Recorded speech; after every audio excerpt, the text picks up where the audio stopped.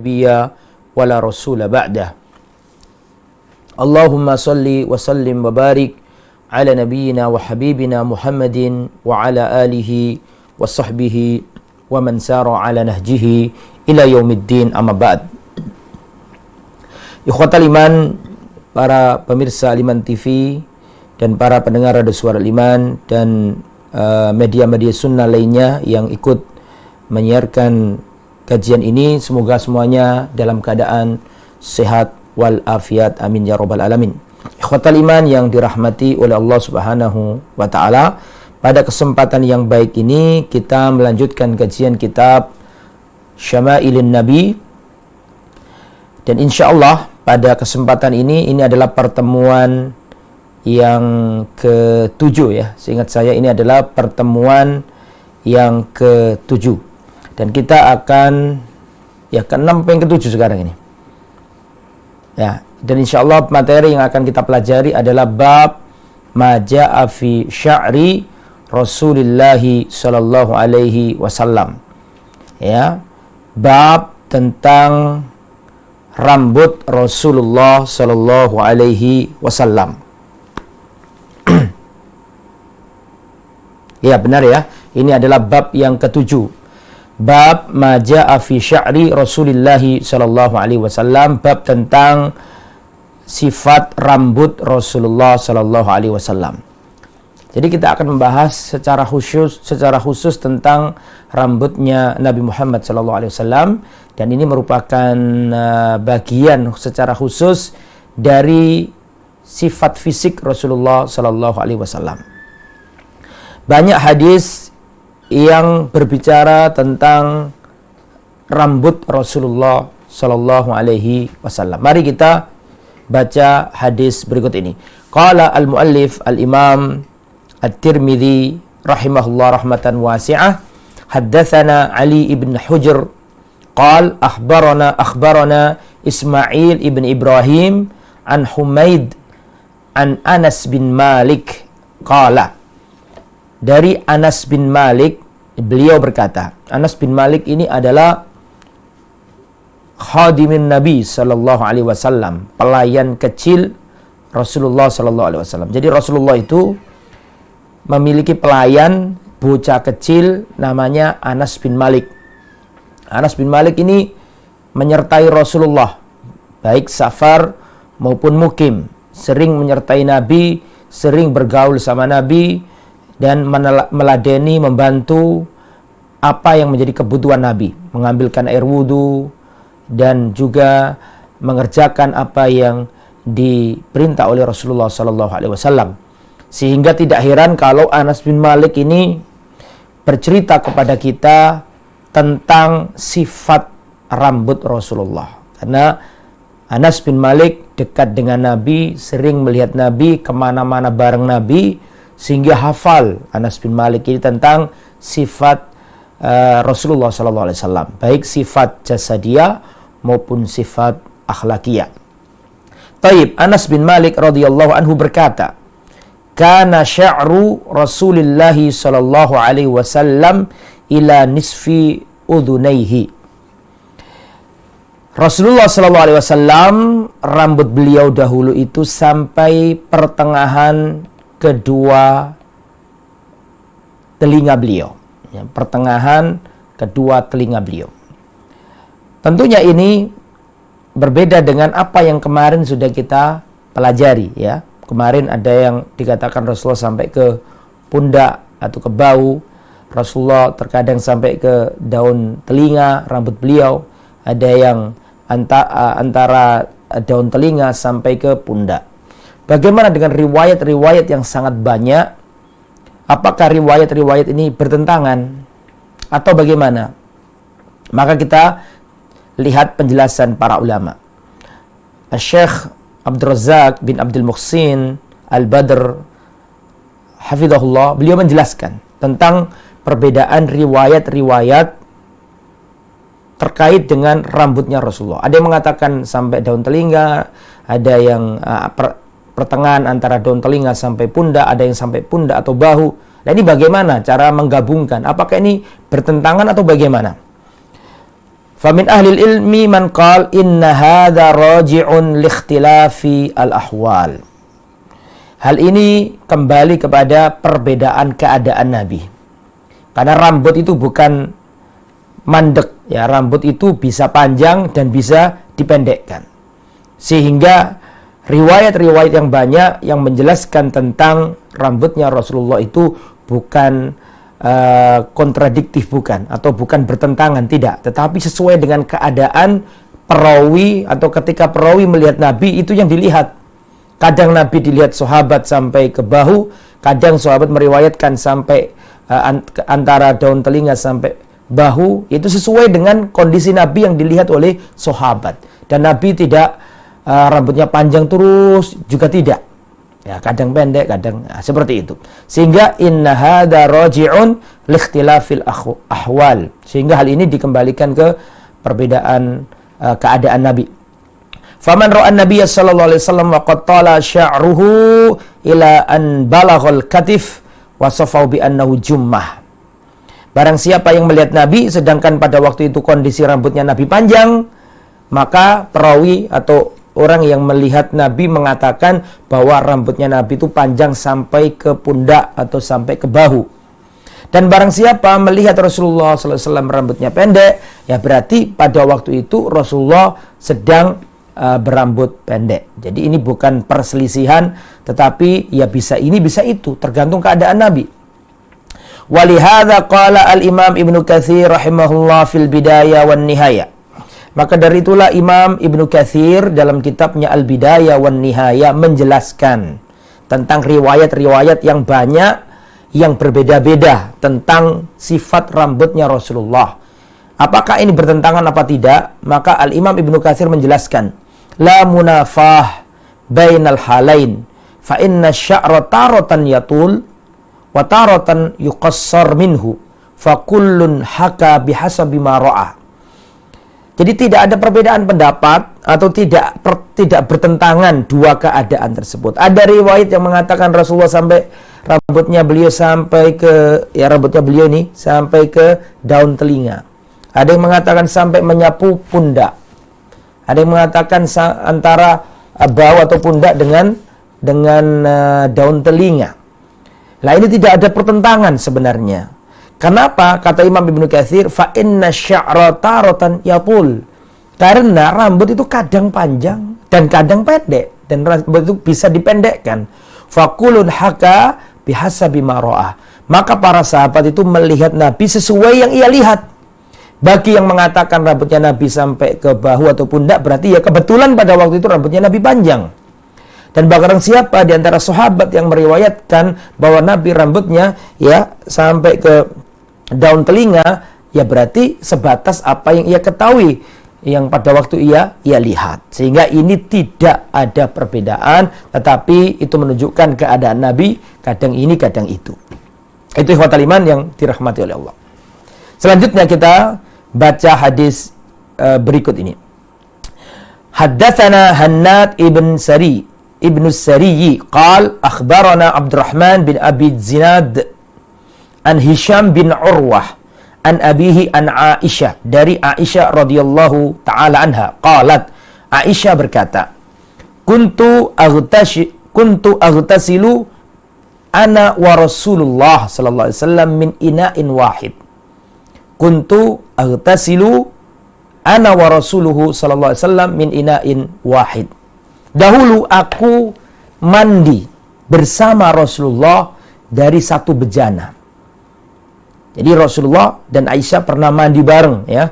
Wa kana lahu sya'run fawqal jummah wa dunal wafrah. Dan dulu rambutnya Nabi pada waktu itu fawqal jummah, di atas jummah. Jadi begini ya, mohon maaf ini perlu diterangkan. Orang Arab itu tentang rambut itu ada beberapa kategori. Ini tolong dicatat agar tidak bingung. Kategori rambut yang sampai ke daun telinga, rambut ini kalau di sisiri sampai ke daun telinga, rambut yang seperti ini itu namanya wafroh. Rambut yang seperti itu namanya wafroh. Saya ulangi. Jadi orang Arab itu mengkategorikan panjangnya rambut itu ada 3. Ya, kurang lebih seperti itu. Yang pertama wafro. Wafro itu rambut yang sampai daun telinga. Itu namanya wafro. Adapun rambut yang panjang sampai menyentuh atau menyapu pundak atau bahu, itu namanya jummah. Itu namanya apa? Al-jummah. Lah, rambut yang antara wafro, ini wafro, ya, rambut yang segini sedaun telinga namanya wafro. Antara wafro dan antara jammah, tengah-tengah, gak sampai pundak, atau dia mengatakan sampai pundak, itu namanya limmah. Ya, jangan bingung ya, jadi ada 3 kategori. Kalau wafroh itu sampai daun telinga. Kalau rambut sampai ke pundak atau bahu, itu namanya jummah.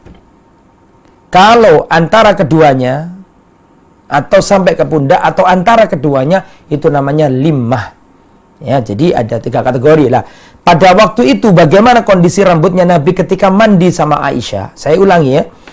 Kuntu aghtasilu ana wa Rasulullah sallallahu alaihi wasallam min ina'in wahid. Aisyah radhiyallahu anhu berkata, dulu aku pernah mandi bersama Rasulullah dari satu bejana. Wa kana lahu sya'run, dan Rasulullah pada waktu itu memiliki rambut fauqal jummah. Ya, di atas jummah. Tadi saya katakan jummah itu rambut yang yang sampai ke pundak, berarti nggak sampai ke pundak. Wadunal wafra, dan lebih bawah daripada daun telinga. Berarti antara daun telinga dengan pundak. Ya, segini nih antara daun telinga. Ini kan namanya pundak, ini namanya daun telinga. Lah, ketika Rasulullah mandi sama Aisyah, itu rambutnya Rasulullah antara ini. Itu namanya dalam bahasa Arabnya limmah, antara jummah dengan wafroh. Semoga tidak bingung ya.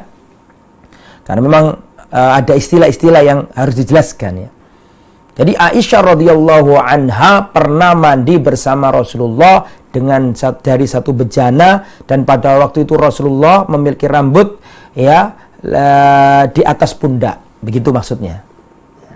Lah, hadis ini diriwayatkan oleh akhrajahul musannif fil jami'ah, yaitu oleh Imam At-Tirmidzi sendiri. Imam Tirmidzi meriwayatkan hadis ini. Lah, ikhwatal iman yang dirahmati oleh Allah Subhanahu wa taala. Hadis ini menunjukkan satu keutamaan ibunda Sayyidatuna Aisyah radhiyallahu taala anha. Ya, hadis ini menunjukkan keutamaan Aisyah, yang mana Aisyah radhiyallahu anha menggambarkan bagaimana kedekatan Rasulullah sallallahu alaihi wasallam dengan diri beliau. Ya, sampai-sampai pernah mandi bareng tuh Aisyah sama Rasulullah sallallahu alaihi wasallam. Itu menunjukkan bagaimana kedekatan Rasulullah dengan Sayyidah Aisyah. Dan memang kita ketahui bahwa Aisyah adalah wanita yang paling dicintai Rasulullah sallallahu alaihi wasallam. Ketika Khadijah sudah wafat, ya, ada seorang sahabat bertanya ke Rasulullah, "Ya Rasulullah, siapakah manusia yang paling kau cintai?" Kata Rasulullah, "Aisyah. Yang paling aku cintai Aisyah." Kalau dari kalangan laki-laki siapa ya Rasulullah? Abuha, bapaknya dia. Bapaknya yaitu Abu Bakar As-Siddiq radhiyallahu taala anhu. Jadi nggak heran kan sampai Rasulullah mandi bareng, ya. Dan Rasulullah sangat mencintai Aisyah. Rasulullah wafat ada di pangkuan dan di dekapan Aisyah radhiyallahu taala anha. Dan wahyu itu tidak turun ketika Rasulullah berselimut dengan istri-istrinya Nabi yang lain, kecuali dengan Aisyah. Tetap turun wahyu. Jadi kalau Rasulullah berselimut sama wanita selain Aisyah itu nggak turun wahyu. Tapi kalau sama Aisyah bisa turun wahyu meskipun sedang berselimut bersama Aisyah. Itu menunjukkan keutamaan Aisyah. Sampai-sampai para sahabat Nabi itu kalau memberi hadiah itu ditunggu Rasulullah ada di rumahnya Aisyah dulu. Jadi para sahabat tuh kalau mau memberi hadiah kepada Rasulullah itu ditunggu dulu ketika Rasulullah ada pada giliran Aisyah. Sekiranya para sahabat ingin memberikan hadiah, ternyata Rasulullah ada di rumahnya Hafsah, ditahan dulu. Kalau sekiranya Rasulullah ada di rumahnya Ummu Salamah atau di rumahnya Zainab atau di rumah istri-istri Nabi yang lain, para sahabat ditahan dulu. Hadiahnya itu tidak dikasihkan. Tapi kalau Rasulullah sudah di rumahnya Aisyah radhiyallahu anha, para sahabat datang memberikan hadiah itu. Hal ini membuat cemburu istri Nabi yang lain. Di antaranya Zainab binti Jahash, di antaranya juga adalah Ummu Salamah. Ummu Salamah cemburu, dan Ummu Salamah yang cantik orangnya. Ummu Salamah cemburu. Maka Ummu Salamah minta tolong kepada Fatimah. Ya, minta tolong ke Fatimah putri Rasulullah, wahai Fatimah tolong sampaikan ke Rasulullah ya agar para sahabat itu kalau memberi hadiah jangan selalu ketika Rasulullah di rumahnya Aisyah. Bukankah istri-istri Nabi yang lain juga ingin melihat bagaimana hadiah tersebut? Maka Aisyah datang ke Rasulullah, maka Fatimah datang ke Rasulullah ya menjadi jembatan atau ya mediator antara para istri dengan Rasulullah SAW. Maka disampaikan, ya wahai ayahanda, sungguhnya istri-istrimu yang lain mengeluhkan tentang bintu Siddiq, tentang Aisyah. Karena para sahabat itu kalau ngasih hadiah selalu di rumahnya, ketika Rasul di rumahnya Aisyah. Maka Rasulullah SAW ya menyampaikan cerita yang saya sampaikan tadi, ya bahwa malaikat Jibril itu tidak turun memberi wahyu ketika Rasulullah ada di satu selimut dengan wanita-wanita yang lain. Tapi kalau sama Aisyah turun wahyu. Malaikat Jibril saja itu pilih-pilih kok. Malaikat Jibril saja itu pilih-pilih, memilih Aisyah dalam hal ini. Maka para sahabat pun demikian. Maka disampaikan ke istri-istri Nabi yang lain, dan setelah itu tidak mempermasalahkan hal itu. Dan itu kecemburuan yang manusiawi. Begitulah para wanita ya ingin diperlakukan lebih daripada madu-madunya yang lain ya. Nah, hadis ini ikhwatal iman menunjukkan keutamaannya Aisyah. Karena kedekatan Nabi dengan Aisyah sangat nampak pada hadis ini. Aisyah radhiyallahu anha mengatakan, "Kuntu aghtasilu ana wa Rasulullah min ina'in wahid." Ya, aku dan Rasulullah pernah mandi bareng atau mandi dari satu bejana. Ini dalil bahwa kedekatan Rasulullah dengan Aisyah. Itu yang pertama. Yang kedua, ini dalil bolehnya seorang laki-laki dan istrinya mandi bersama. Tidak mengapa.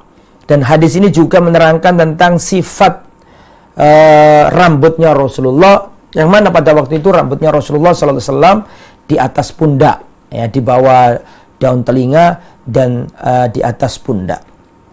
Itu hadis yang kedua dalam bab ini. Kemudian kita lanjutkan ikhwatal iman yang dirahmati oleh Allah. Haddatsana Ahmad ibn Mani'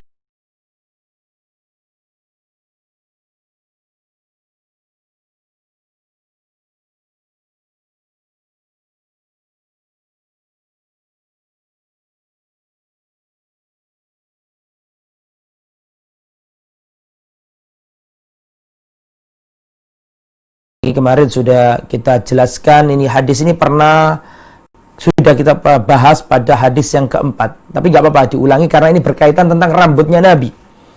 Karena Rasulullah Shallallahu Alaihi Wasallam marbu'an. Rasulullah Shallallahu Alaihi Wasallam itu orangnya marbu'. Marbu'an itu diterangkan laisa bitawilin wa laisa biqasirin. Jadi Rasulullah itu bukan orang yang tinggi menjulang, wala biqasirin, tapi Rasulullah juga nggak pendek. Rasulullah itu tengah-tengah antara tinggi dengan pendek, tetapi lebih dekat ke tinggi daripada ke pendek. Semoga bisa dipahami. Itu Rasulullah SAW. Jadi Rasulullah itu proporsional, tidak tinggi, tidak pendek, tapi lebih mendekati ke tinggi. Ya. Ba'ida ma bainal mangkibain. Rasulullah itu proporsional badannya, bidang. Antara bau yang satu dan bau yang lain itu berjauhan. Artinya bidang gagah Rasulullah. Wa kana jummatuhu tadribu syahmata udhunaihi. Dan dahulu rambutnya Rasulullah Sallallahu Alaihi Wasallam itu menyapu, ya, menyentuh menyentuh daun telinga beliau, itu ya.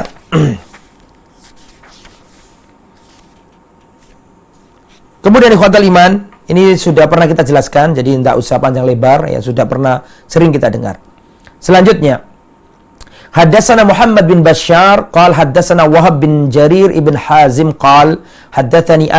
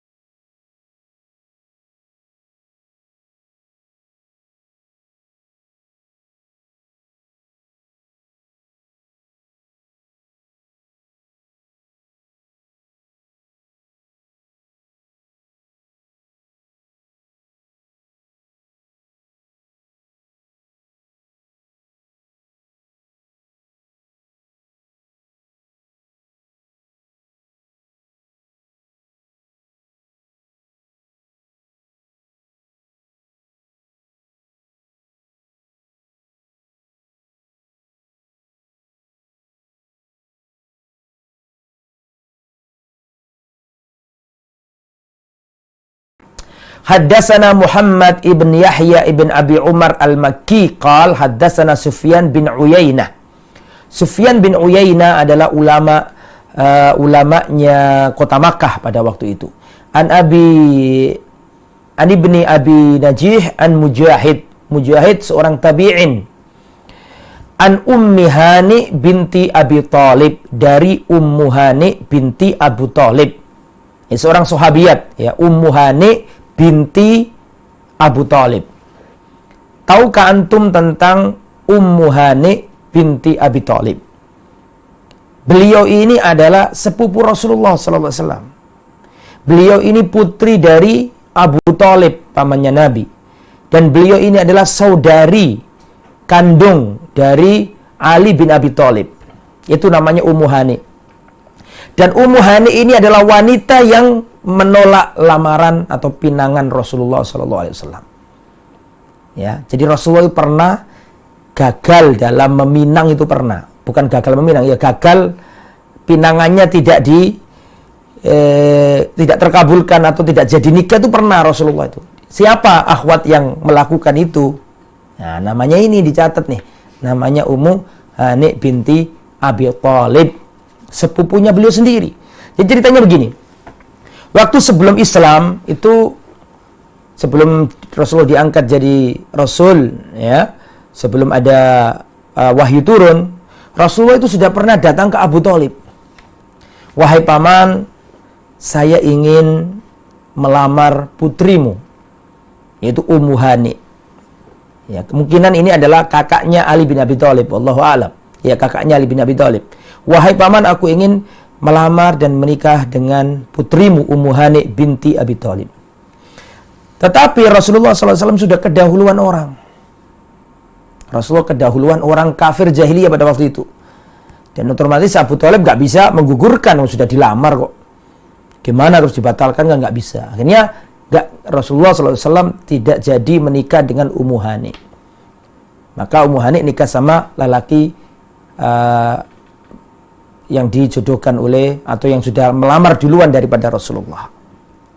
Lah nanti ketika Rasulullah hijrah dari Makkah ke Madinah, kemudian di Madinah Rasulullah SAW menyusun kekuatan, akhirnya Rasulullah bersama para sahabat menaklukkan kota Makkah. Kan gitu ceritanya. Rasulullah SAW mengadakan Fathu Makkah. Ketika Fathu Makkah itu, ya, suaminya Ummu Hani ini pisah sama Ummu Hani. Kafir kan, bukan orang Islam. Terjadi perpisahan. Nah, akhirnya Ummu Hani janda.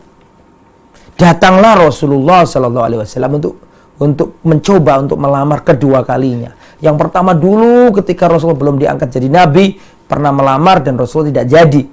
Ya, keadaan tidak memungkinkan. Allah belum mengizinkan pada waktu itu. Maka yang kedua ini Rasulullah masih datang ke Ummu Hani. Ingin mengkhidbah dan ingin melamar Ummu Hani. Ini yang kedua kalinya nih. Tapi apa kata Ummu Hani? Kata Ummu Hani, ya Rasulullah, dalam riwayat dikatakan kau adalah orang yang aku cinta ketika aku jahiliyah. Bagaimana ketika kau Islam? Bagaimana ketika aku sudah Islam? Aku lebih cinta sama kau. Tapi ya Rasulullah, aku ini wanita yang khawatir merepotkan dirimu. Dalam riwayat dikatakan bahwa aku ini banyak anak-anaknya. Akhirnya gak jadi lagi Rasulullah SAW nikah sama akhwat yang namanya siapa tadi? Ummu Hani radhiyallahu anha, saudarinya Ali bin Abi Thalib. Sehingga tidak jadi Rasulullah nikah sama Ummu Hani.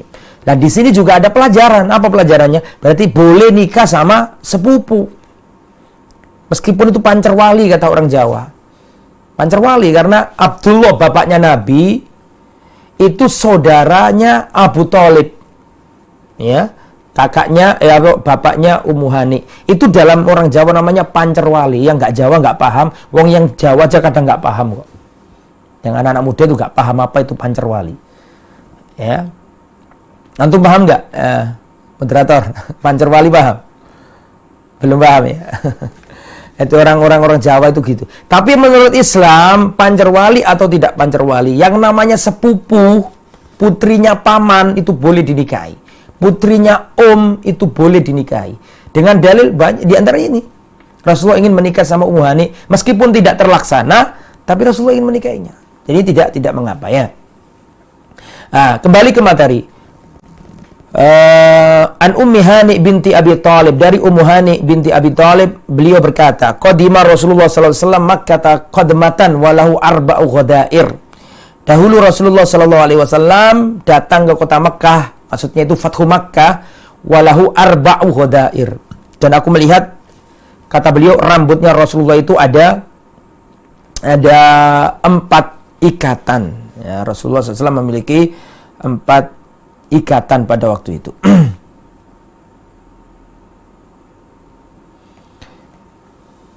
Kemudian ikhwatal iman yang dirahmati oleh Allah Subhanahu wa taala. Berikutnya, jadi begini, kata Imam Ibnu Qayyim Al-Jauziyah rahimahullah, Imam Ibnu Qayyim Al-Jauziyah rahimahullah, Imam Ibnu Qayyim Al-Jauziyah mengatakan, kana sallallahu alaihi wasallam kana yastadil sya'ruhu. Dulu Rasulullah itu membiarkan rambutnya itu menjuntai, dibiarkan jatuh begitu aja. Tsumma faraqahu, kemudian ganti. Setelah itu Rasulullah memisah. Kalau dahulu biasa aja dikebelakangkan terus dibiarkan jatuh begitu. Terus setelah itu Rasulullah memisah rambutnya. Rasulullah memisah menjadi 2 bagian. Nanti diterangkan hal ini sesudahnya nanti, kapan Rasulullah itu membiarkan apa adanya dan kapan Rasulullah itu menjadikan rambutnya jadi 2. Itu nanti ada pembahasannya pada hadis berikutnya, kita akan membaca nanti. Taib, berikutnya ikhwatal iman, haddatsana Suwaid ibn Nasr qala haddatsana Abdullah bin Mubarak an Ma'mar an Thabit al-Bunani an Anas ibn Malik radhiyallahu anhu. Jadi Anas bin Malik ini banyak meriwayatkan tentang sifat fisik Rasulullah karena dekat ya sama beliau sallallahu alaihi wasallam. Qala Anas an Anas bin Malik anna sya'ra Rasulillah kana ila ansafi udunaihi. Sesungguhnya rambutnya Rasulullah SAW sampai pertengahan kedua telinga beliau. Ini sudah kita jelaskan tadi ya. Jadi tidak perlu kita panjang lebar untuk menjelaskannya lagi. Nah, ini hadis yang saya maksud tadi, perhatikan.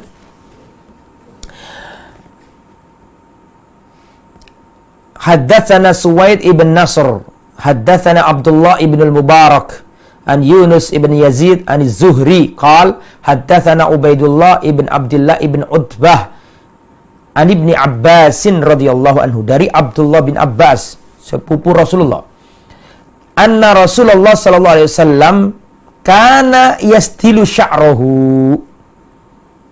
Dahulu Rasulullah sallallahu alaihi wasallam membiarkan rambut beliau apa adanya, dibiarkan jatuh begitu aja.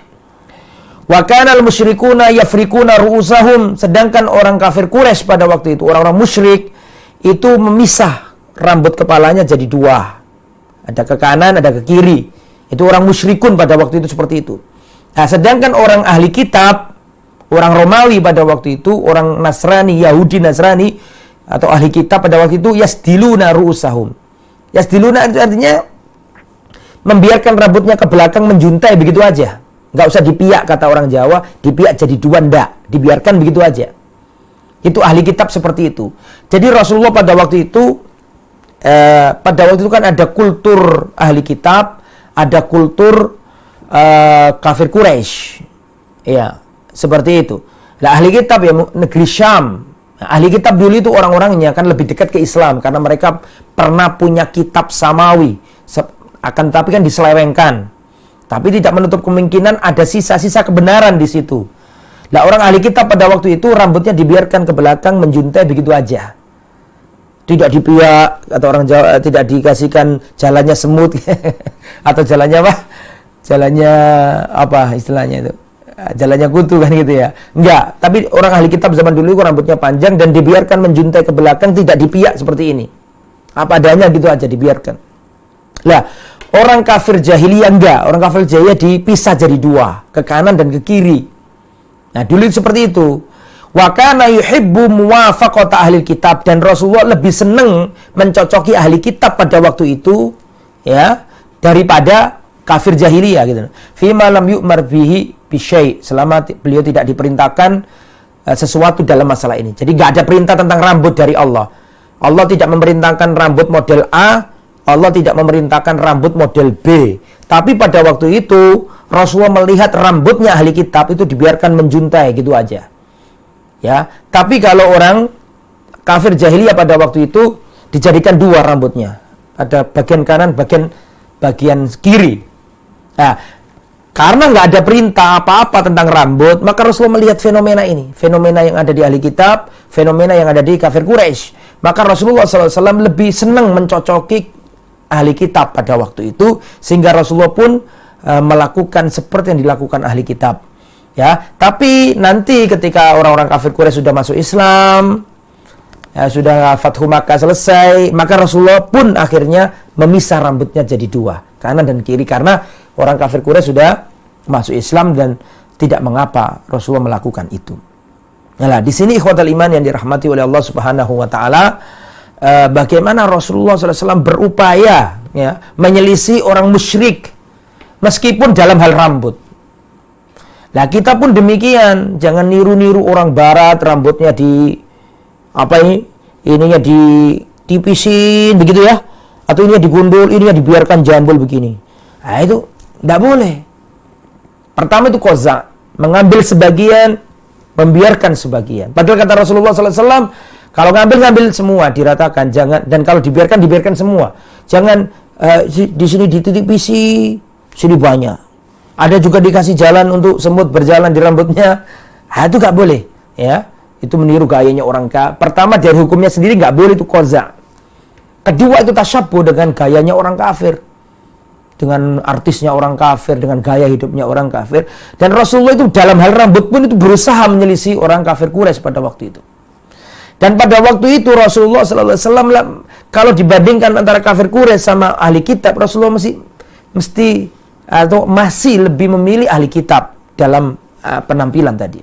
Itu banyak dalil tentang hal itu. Di antaranya ketika terjadi peperangan antara Romawi dan Persia. Ghulibatir Rum fi adnal ard, bangsa Romawi dikalahkan bangsa Persia di negeri yang terendah. Jadi dulu itu Romawi Persia suka berantem. Romawi sama Persia, Romawi di barat, Persia ada di timur, suka perang. Ya, terus bertahun-tahun, ratusan tahun perang terus itu. Lah, ketika terjadi peperangan antara Romawi yang mereka mempunyai agama ahli kitab, yang memiliki Injil, orang Romawi punya Injil pada waktu itu, sedangkan orang Persia mereka adalah agama pagan, menyembah dewa-dewa, menyembah api. Lah, orang kafir Quraisy pada waktu itu lebih condong kepada Persia. Orang kafir Quraisy ingin orang Persia yang menang perang. Maka Rasulullah sama sahabat berharap yang menang perang itu bukan Persia, tapi orang Romawi, karena Romawi itu ahli kitab. Ya, masih ada sisa-sisa kebenaran, masih lebih dekat dengan Islam daripada orang-orang Persia yang mereka mempunyai agama pagan, penyembah dewa-dewa atau penyembah api dan seterusnya. Seperti ini, gitu loh ya.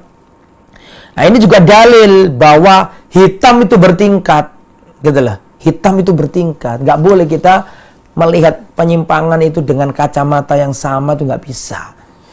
Bahkan antara musyrikin dengan orang Yahudi, dengan orang ahli kitab, itu saja Rasulullah membedakan. Allah pun membedakan. Misalnya, makanannya ahli kitab boleh kita makan.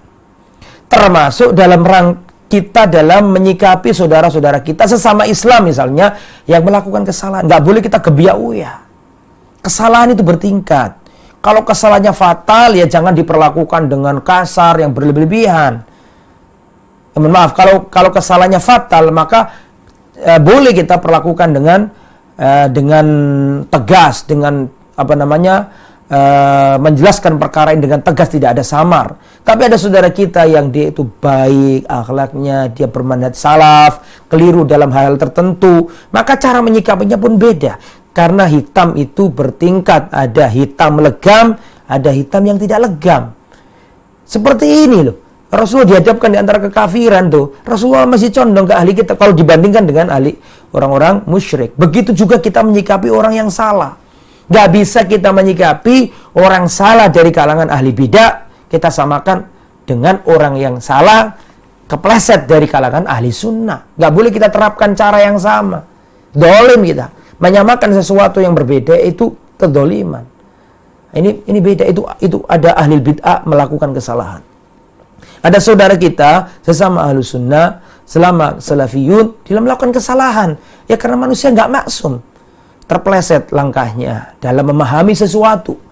Maka nggak boleh cara muamalah kita kepada ahli bidah yang melakukan kesalahan kita samakan ketika melihat saudara kita sama ahli sunnah yang salah dalam beberapa hal. Ini harus dibedakan, ya, harus dengan penyayang, dengan kasih sayang, dengan lemah lembut, dengan hikmah, ya, tidak boleh dibedakan. Seperti cara Rasulullah memperlakukan orang ahli kitab dengan orang Nasrani, beda perlakuan. Ya, begitu ya, wallahu a'lam bishawab. Nah, kemudian ikhwatal iman yang dirahmati oleh Allah Subhanahu wa taala. Jadi itu cerita tentang rambut, ya. Dulu orang ahli kitab itu rambutnya dibiarkan menjuntai ke belakang atau ke samping, dibiarkan begitu aja. Itu orang ahli kitab seperti itu. Orang kafir itu rambutnya dipiak kata orang Jawa, ya, dibelah jadi dua. Ke kanan dan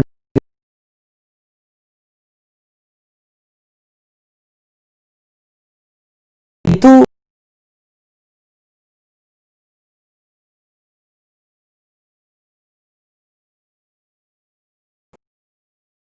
untuk sama dengan ahli kitab, karena Rasulullah nggak mau sama dengan orang-orang kafir Quraisy gaya hidupnya pada waktu itu.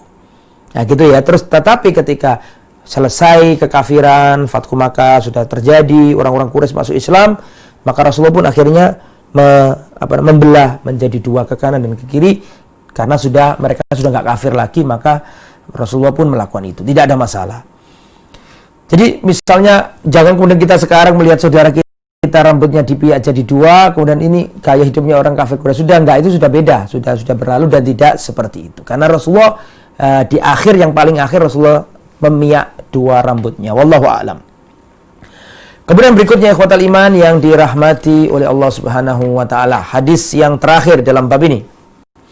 Haddatsana Muhammad bin Bashar qala haddatsana Abdurrahman bin Mahdi an Ibrahim ibn Nafi' al-Makki an ibni Abi Najih an Mujahid an Ummi Hani qalat. Sama ini dengan hadis yang tadi, ya, masih dari Ummu Hani. Masih dari Ummu Hani, hadis yang sama.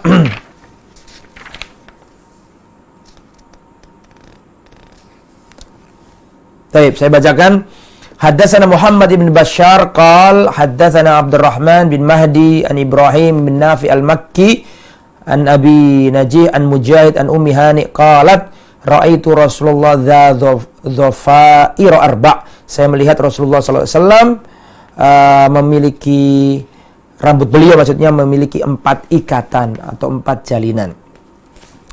Ikhwatal iman yang dirahmati oleh Allah, jadi kita tadi membahas tentang rambutnya Rasulullah SAW, yang mana tadi kita jelaskan rambutnya Rasulullah SAW ya, kadang sampai pundak beliau, sampai bau beliau, terkadang ada di atas pundak.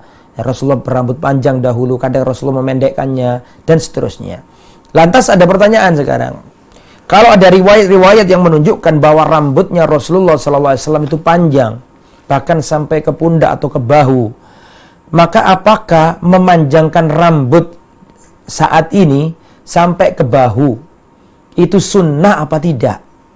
Kalau ada orang sekarang rambutnya panjang, ketika ditanya kenapa rambut sampean kok panjang, ini semua rambutnya sudah pendek-pendek, rapi-rapi, kenapa kok panjang? Terus orang itu mengatakan karena saya mendengar bahwa rambutnya Rasulullah SAW itu panjang sampai ke bahu. Nah ini bagaimana kita menjawabnya? Ini sudah pernah ditanyakan ke Fadilatul Syekh Al-Utsaimin rahimahullah. Al-Imam Al-Utsaimin pernah ditanya tentang hal ini. Su'ila Syekh Muhammad bin Shalih Al-Utsaimin rahimahullah an italati sya'ri ra'si, ya, wa tawfirihi hal huwa minas sunnah amla. Al-Imam Al-Utsaimin rahimahullah pernah ditanya tentang rambut panjang atau memanjangkan rambut dan membiarkannya menjuntai panjang. Apakah ini termasuk sunnah atau tidak? Faqala, maka Al-Imam Al-Utsaimin berkata, al-jawabu la laisa minas sunnah. Tidak, memanjangkan rambut itu bukan sunnah.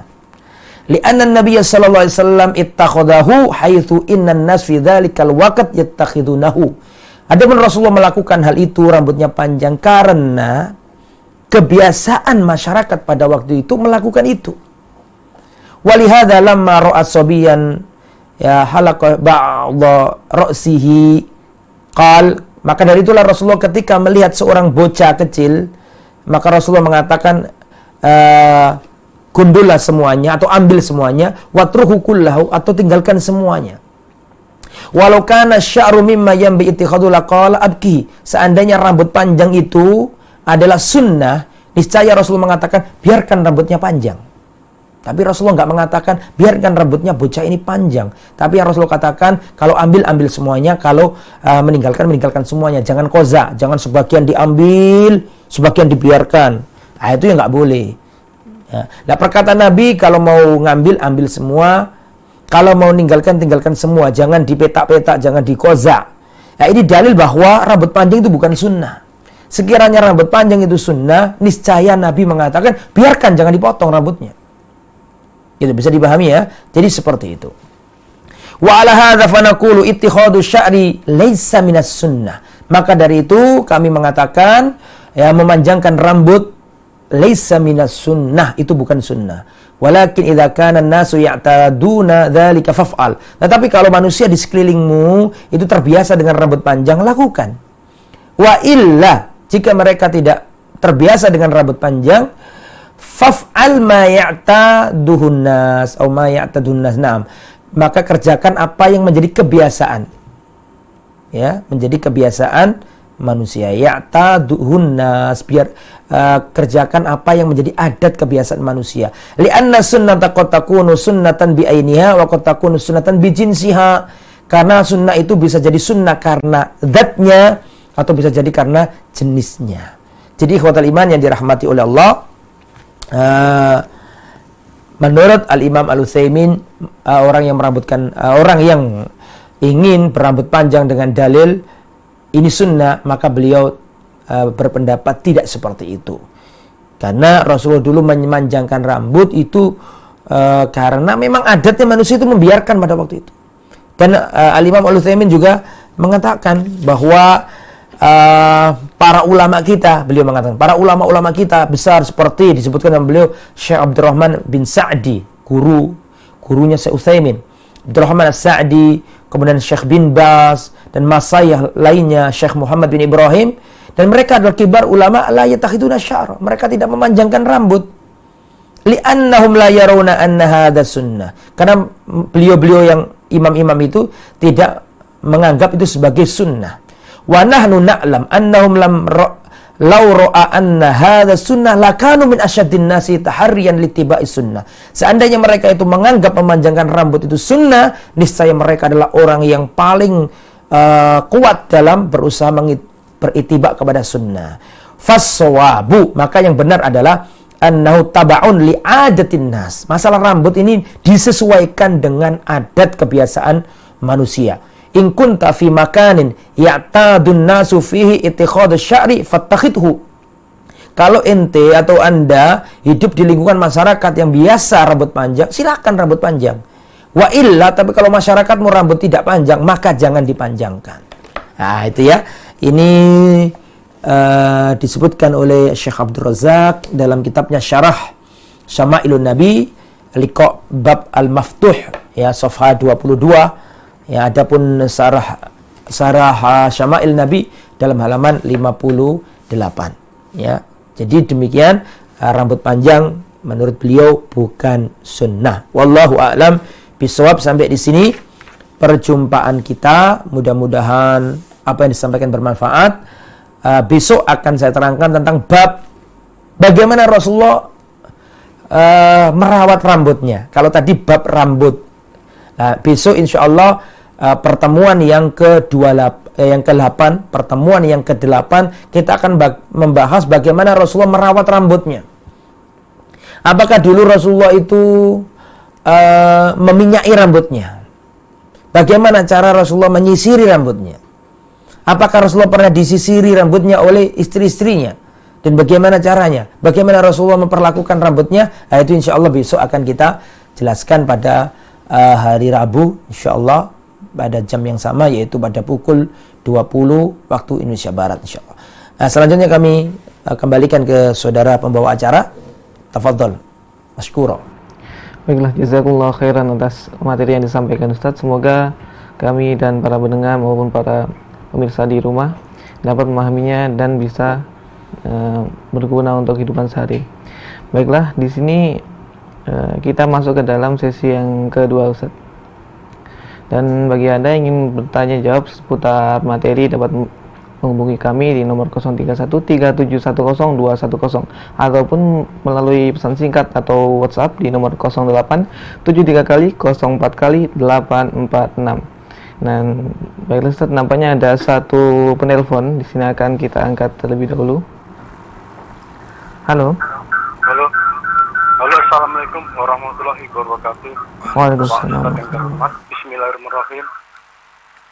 Assalamualaikum warahmatullahi wabarakatuh, Ustaz. Assalamualaikum. Saya pulau Bapak Jo saking Surabaya. Pada tanggal ngeten Ustaz. Apa itu? Masalah rambut itu kan zamannya Nabi kan, mungkin Rasulullah sendiri kan kalau perubahan kan satu helai dua helai. Kalau sekarang umur 40 masih muda itu, kadang 50 sebelum, tidak sama dengan Rasulullah yang maksum dicintai Allah, itu sudah perubahan. Bahkan Rasulullah pernah menyuruh sahabatnya untuk menyemir rambut karena untuk perang, untuk dan macam sebagainya. Kalau zaman sekarang ya Ustaz, kalau sudah mendekati umur sudah tua, menyemir rambut itu selain hitam bagaimana? Soalnya semir hitam biasanya kan untuk kewibawaan, untuk bekerja, untuk pergaulan itu, atau kalau sudah perubahan penuh itu dibiarkan saja. Terus belum dijelaskan sing nomor kali ini kumisnya Rasulullah itu selalu digerik atau bagaimana Ustaz? Sing nomor 3 setunggal sedikit, tolong diceritakan keturunan ke atas mulai Bani Hasim, Abdul Manaf sampai Abdullah bin Muntalib, kakeknya Rasulullah juga Abdul Muntalib itu Ustaz. Mau dicar semua Bani Hasim sampai kakeknya Nabi Muhammad SAW, sampai Abdullah itu bapaknya Nabi Muhammad. Matur suwun barakallahu fikum, jazakumullahu khairan katsira. Matur suwun. Assalamualaikum warahmatullahi wabarakatuh. Assalamualaikum. Baiklah Ustaz, kami insyaallah langsung lempar Ustaz. Tafadhol. Ya. Pertanyaan dari Bapak Jo, Masya Allah beliau ini selalu aktif ya di acara kita. Yang pertama tadi tentang uban. Bapak Jo, jadi besok kita insya Allah akan belajar tentang bagaimana Rasulullah menyisir rambutnya. Itu tidak panjang, pendek aja. Dan juga setelah itu ada bab, yaitu bab Maja'a fi syaibi Rasulillah. Bab tentang ubannya Rasulullah SAW. Jadi kalau membahas tentang uban, tentang jenggot, tentang itu masih ada babnya sendiri. Panjenengan sabar, insya Allah nanti akan kita jelaskan lebih detail. Tetapi tadi pertanyaannya tentang masalah masalah semir rambut ya. Kita dilarang oleh Nabi untuk menyemir rambut dengan warna hitam ya. Rasulullah SAW melarang kita untuk menyemir rambut dengan warna hitam. Adapun Rasulullah sendiri itu hanya beberapa helai saja ubannya itu ya. Rasulullah sendiri. Ada hadis, tapi hadis ini lemah. Rasulullah mengatakan syayyabatni Hudun wa akhawatuha. Telah membuat aku beruban surat Hud dan teman-temannya, yaitu surat-surat lain dalam Al-Qur'an. Tapi hadis ini lemah ya. Ikhwatul iman yang dirahmati oleh Allah Subhanahu wa taala. Jadi Rasulullah sallallahu alaihi wasallam melarang kita untuk menyemir rambut kita dengan semir warna hitam, tapi boleh dengan semir lain yang tidak berwarna hitam. Ada hadisnya ya, kalau nanti kita akan jelaskan itu, tapi nggak apa-apa saya sampaikan di sini. Qatada seorang tabi'in pernah bertanya kepada seorang sahabat Nabi, Anas bin Malik, hal khadaba Rasulullah sallallahu alaihi wasallam, apakah Rasulullah pernah menyemir rambutnya? Maka Anas bin Malik mengatakan lam yablugh dzalikah, tidak sampai seperti itu. innama kana syaiban fi sudghaihi walakin Abu Bakar khadaba bil hinna'i wal katam. Ya, perhatikan. Rasulullah tidak sampai menyemir rambut. Kenapa? Karena hanya ada beberapa helai rambut beliau yang beruban di bagian pelipis. Di bagian pelipis. Namun Abu Bakar As-Siddiq pernah menyemir rambut, ya, yang beruban, rambut beliau yang beruban dengan campuran daun pacar dan katam, ya. Jadi kalau pertanyaannya apakah Rasulullah dulu menyemir rambut? Tak, karena Rasulullah tidak banyak uban beliau tidak banyak. Tapi para sahabat menyemir. Bapaknya Abu Bakar dan yang lain pun menyemir rambut, tapi bukan dengan warna hitam. Itu tentang uban. Adapun masalah kumis, masalah jenggot, masalah yang lain nanti insya Allah akan kita jelaskan pada waktunya. Terus pertanyaan yang lainnya, bagaimana ceritanya Bani Hashim? Bani Hashim itu anak keturunan Hashim. Ya, jadi harusnya Bapak bilang begini, bagaimana ceritanya Hashim? Jangan bilang bagaimana ceritanya Bani Hashim. Karena Bani Hashim ya Rasulullah itu sendiri. Rasulullah itu Bani Hashim. Ya, cucunya Rasulullah sampai sekarang ya tetap Bani Hashim, gitu ya. Jadi kalau itu dijelaskan panjang, Pak. Jadi siapa saja orang-orang yang di atas Rasulullah dari segi nasab. Muhammad SAW punya bapak namanya Abdullah. Nah, untuk ceritakan Abdullah itu panjang juga. Abdullah ini adalah anaknya siapa? Anaknya Abdul Muthalib. Abdullah ini anak yang paling ganteng, paling dicintai sama Abdul Muthalib. Abdul Muthalib itu pernah nadar, kalau sampai nanti anakku laki-laki semuanya yang ke-10 akan saya, anakku laki-laki yang ke-10 ya, kalau anaknya banyak dan yang ke-10 laki-laki akan saya sembelih. Sampai sebegitunya. Dan memang kenyataannya Abdul Muthalib itu punya anak laki-laki banyak sekali. Yang ke-10 ya kebetulan Abdullah ini, bapaknya Nabi itu yang ke-10. Sesuai dengan nadarnya, bapaknya Nabi disembelih sama kakeknya Nabi. Kalau anakku yang ke-10 laki-laki, ya anak yang laki-laki yang ke-10 akan disembelih. Setelah lahir, ternyata Abdullah ini rupawan, tampan, lucu, menyenangkan hati Abdul Muthalib. Tapi di sisi lain Abdul Muthalib sudah terlanjur nazar untuk menyembelih anaknya sendiri. Maka dalam kitab Ar-Rahiq Al-Mahtum karangan Al-Mubarakfuri rahimahullah rahmatan wasi'ah menjelaskan Abdul Muthalib ini gak tega mau menyembelih sang anak karena sayang. Akhirnya Abdul Muthalib datang ke dukun wanita, minta solusi bagaimana, sudah terlanjur nazar ini. Kata dukun wanita, sudah kamu undi saja 10 ekor unta dengan Abdullah, nama Abdullah, dan 10 ekor unta ini diundi. Ternyata keluar nama Abdullah, tetap harus disembelih gitu menurut undian jahiliyah ini. Maka katanya Abdul Muthalib, bagaimana ini Mbak Dukun, kok masih keluar namanya Abdullah? Tambah lagi 10 unta, jadi 20 unta. 20 unta sama namanya Abdullah diundi. Setelah itu keluar nama Abdullah lagi. Kata Mbak Dukun, tambah lagi jadi 30 ekor unta disembelih untuk dibagikan orang banyak dengan namanya Abdullah. Telah diundi, keluar masih Abdullah. Sampai akhirnya 100 unta. Ketika 100 unta diundi, ternyata yang keluar 100 unta. Nah, maka pada waktu itu Abdul Muthalib bukan berkorban, ya, menyembelih 100 unta terus dibagikan ke orang-orang kafir Makkah untuk menebus anaknya ini dari nadarnya. Nah, itu tentang ayahnya Nabi Abdullah. Abdul ini ganteng.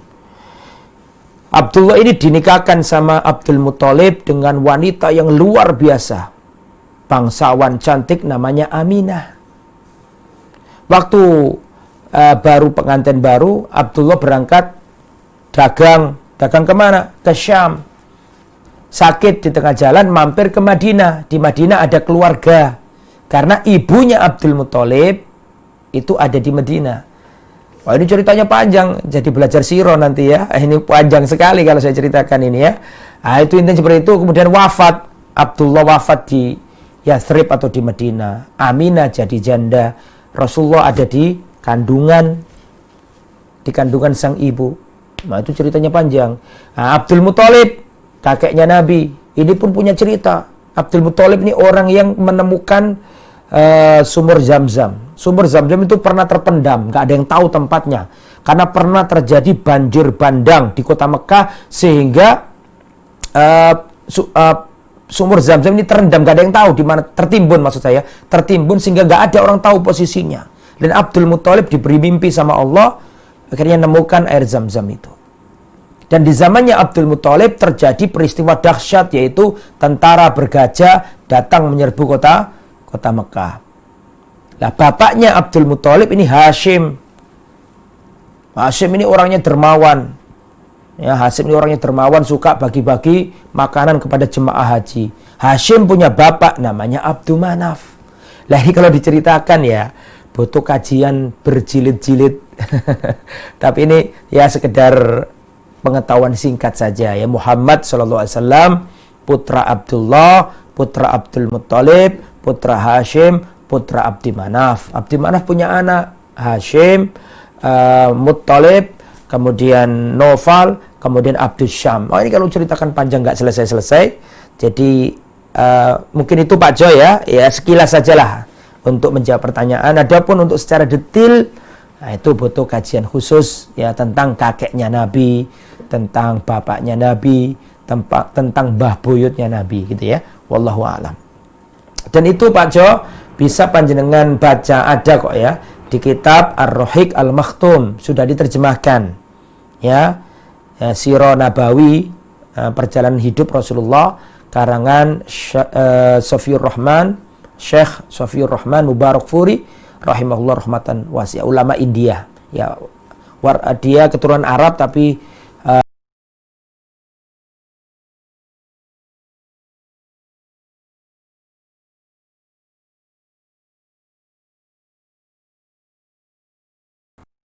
bagus itu kitab itu ya, meskipun ya, di sana ada riwayat-riwayat yang kita harus perhatikan sanadnya, tapi secara umum bagus kitab itu. Wallahu a'lam. Dan itu di Surabaya kita kajikan di Masjid Al-Amin Semampir Pak Jo. Kalau sebelum ada pandemi COVID-19 kita kajikan rutin di Masjid Al-Amin Semampir. Insya Allah nanti kalau sudah memungkinkan akan kita mulai lagi kajiannya itu, insya Allah. Monggo silakan. Baik, jazakumullah khairan atas jawabannya Ustaz. Semoga dapat dipahami oleh Bapak penanya. Dan tampaknya ada telepon lagi yang masuk Ustaz, akan kita angkat. Halo.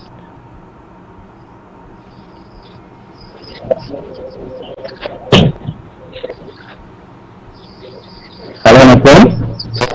Assalamualaikum. Ya, tafadhol. Silakan. Ini dari Abu Bakti dari Mastan Jambi, mau bertanya. Silakan. Ini tak yang saya tanyakan gini. Itu kan tadi dari saya dengar kajian tadi ceritanya itu sejarah Rasulullah itu orang tuanya orang-orang baik-baik kan. Halo? Terus yang saya itu gimana itu Tar? Ada dalam hadis mengatakan kalau orang tua Rasulullah itu masuk neraka, itu gimana Tar? Saya paham juga itu. Itulah pertanyaan saya. Assalamualaikum warahmatullahi wabarakatuh.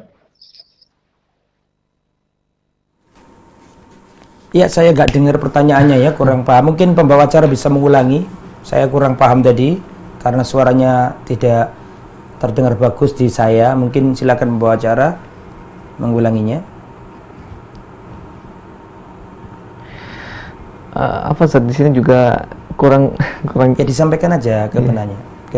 Disampaikan lagi ke penelpon. Baik, Jangan diam. Mohon maaf untuk Bapak penanya tadi suaranya agak terlalu pelan ataupun di sini ada maintenance atau gangguan. Jadi kami mohon maaf. Kemudian di sini ada lagi ada telepon lagi. Ini dari telepon interaktif bukan WA. Silakan. Baik, kita angkat.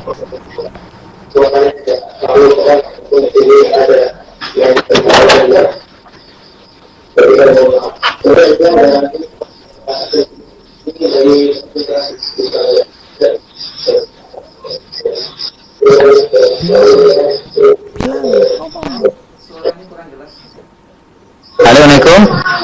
Warahmatullah. Nah, ini Pak yang saya tanyakan, gimana itu cara mendidik anak-anak supaya menjadi anak yang soleh dan solehatan? Baik, Ustaz. Nah, itu saja pertanyaan saja. Kurang bujukan orang. Waalaikumsalam warahmatullahi wabarakatuh. Baik, Ustaz. Jadi si penanya tadi bertanya bagaimana menjadikan anak soleh dan solehah. Ustaz. Siap. Bagaimana menjadikan anak kita anak yang soleh dan soleha? Caranya adalah kita harus mensolehkan diri kita.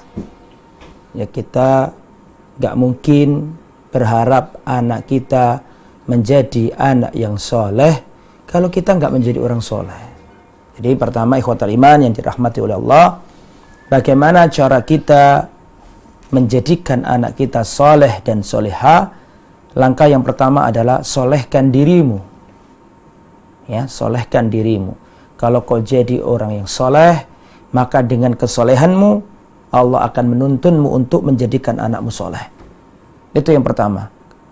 Kalau kita ingin menjadi anak yang ingin mempunyai anak yang soleh, mari kita solehkan diri kita. Ya Allah, aslih nafsi. Ya Allah, perbaikilah diriku. Jadikan baik diriku. Terus berdoa memperbaiki diri. Itu cara yang pertama. Yang kedua, pilihlah istri yang baik. Pilihlah istri yang benar. Kapan kita memulai pendidikan anak?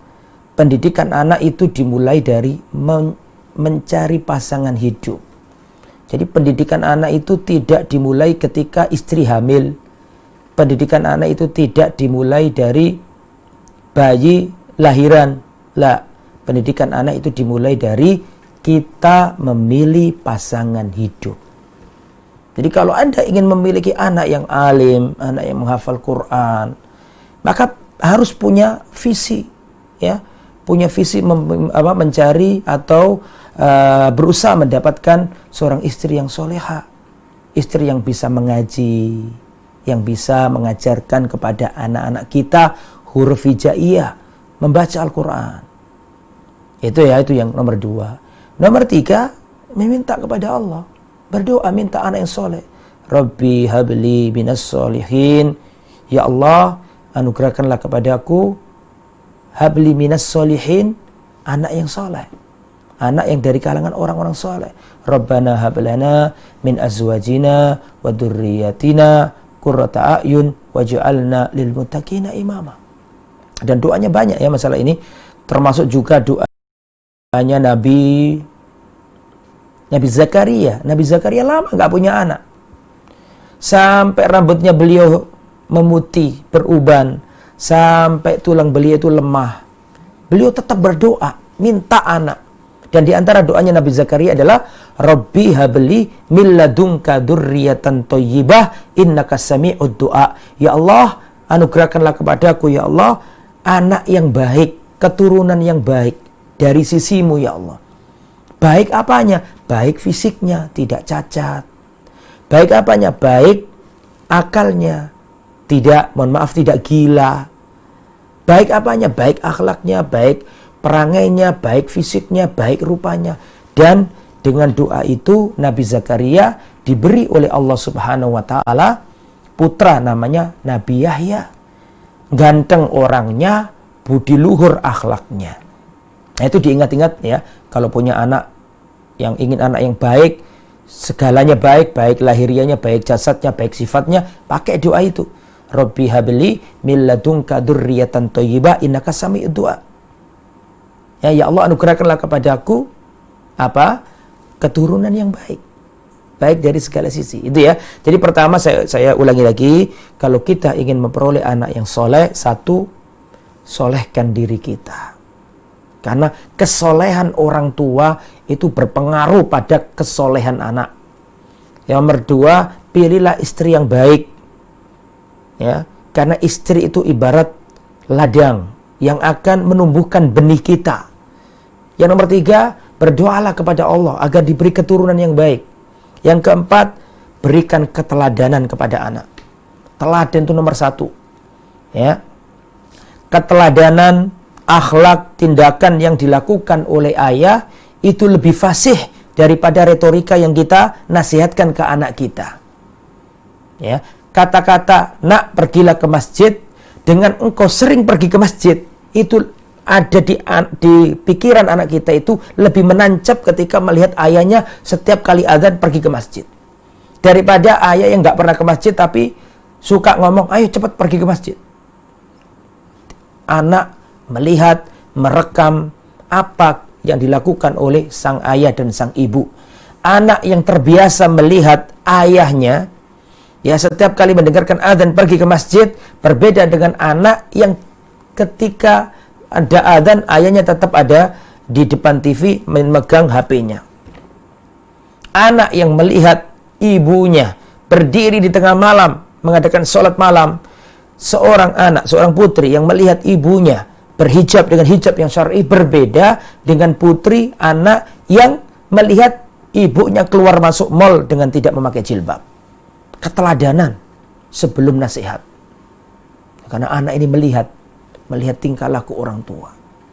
Keteladanan. Makanya para salaf dulu itu, ya, kalau mau melakukan maksiat itu takut karena punya anak, takut ditiru anaknya. Dan dulu para salaf itu sholat, ketika sholat sujud teringat anaknya, maka dia perlama sujudnya untuk mendoakan anaknya.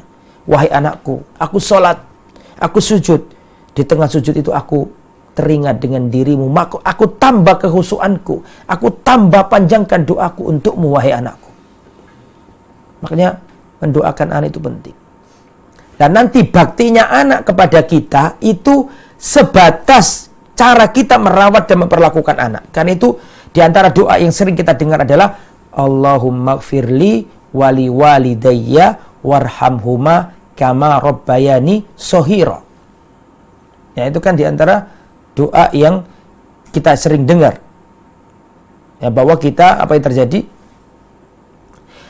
Ya Allah, di antara doa yang sering kita dengarkan, Allahumma gfirli, ya Allah berikan ampunan kepada berikan ampunan kepadaku dan ampunan kepada kedua orang tuaku.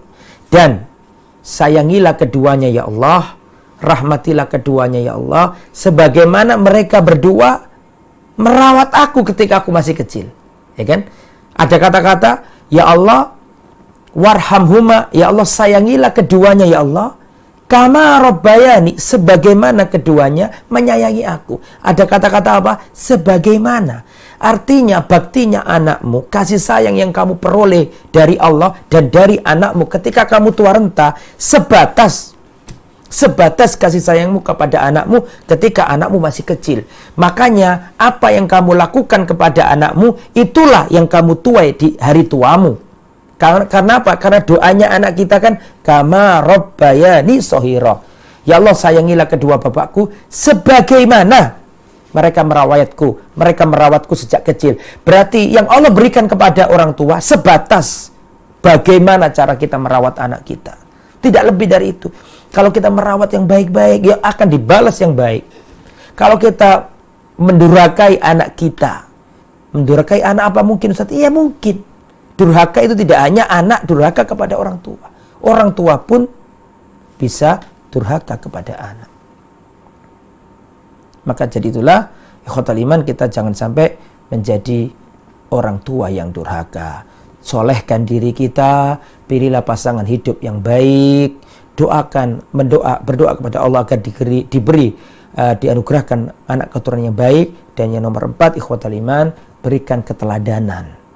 Setelah itu pilihkan pendidikan yang baik, pilihkan lembaga pendidikan yang baik untuk anak kita. Dan setelah itu pilihkan suami yang baik untuk anakmu. Dan ingat, suami yang baik, suami yang soleh itu lebih bermanfaat bagi putrimu daripada 1000 pondok pesantren. Ya, kadang-kadang kita ini bingung carikan lembaga. Orang tua kadang bingung cari anaknya di ini, anaknya dicarikan sekolah itu. Ya, ingat bahwa suami yang soleh, yang berilmu itu lebih baik daripada 1000 pondok pesantren. Kau pindah-pindahkan anakmu untuk mencari pondok yang ideal untuk anak. Nah, itu harus kita pikirkan semua itu. Semoga kita semuanya diberi oleh Allah Subhanahu wa taala anak yang soleh. Wallahu a'lam bishawab. Baik, jazakumullah khairan atas jawabannya Ustaz. Semoga dapat dipahami oleh sang penanya. Dan nampaknya waktu kita telah hampir habis Ustaz. Dan untuk itu mari kita akan tutup acara kali ini. Sebelum itu kita akan kami mohon maaf untuk beberapa pertanyaan yang sudah masuk melalui line interaktif maupun SMS enter kami tidak bisa atau belum bisa menjawab untuk saat ini. Nah, akhirnya saya Andri dan kru yang bertugas mohon pamit undur diri dari ruang dengar Anda dan pastinya dari layar kaca Anda. Mohon maaf atas segala kesalahan dan kekhilafan selama menemani Anda dalam acara pada malam hari ini. Saya akhiri dengan doa kafaratul majelis. Subhanakallahumma wa bihamdika asyhadu an la ilaha illa anta astaghfiruka wa atubu ilaik. Wassalamualaikum warahmatullahi wabarakatuh.